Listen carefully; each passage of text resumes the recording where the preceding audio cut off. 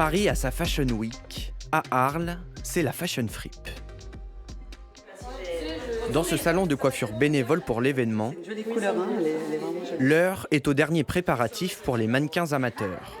Dorian a accepté de jouer le jeu du défilé par conviction. Le but, c'est vraiment de dénoncer quand même tous les problèmes que pose l'industrie textile. Donc il y a absolument tout qui est créé à partir de soit de déchets, soit de trouvailles. En tout cas, il n'y a pas de tissu neuf.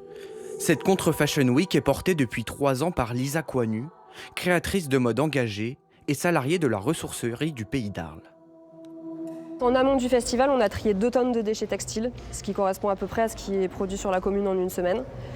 Et tout ce qui était revalorisable, on l'a mis en boutique. Et puis tout le reste, on l'a utilisé pour faire l'installation qui est sur le podium où les mannequins vont défiler ce soir. À Arles, le rendez-vous est devenu incontournable. Pour cette 5e édition, plus de 2000 personnes sont venues soutenir une autre vision de la mode.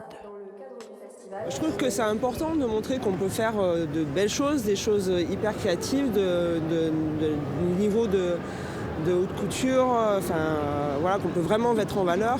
Là, pour le coup, des textiles qui étaient encore pas en état d'être reportés. Je fais pas mal de récup, je fais des fripes, ce genre de choses. Du coup, c'était un peu mon genre de lieu et mon genre d'événement. Du coup, je suis venue un peu voir ce qu'elle faisait, elle, pour m'inspirer moi-même peut-être.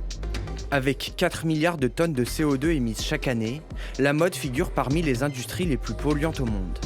Face à ce constat, de plus en plus de consommateurs se tournent vers le marché de la seconde main, qui devrait doubler d'ici 4 ans.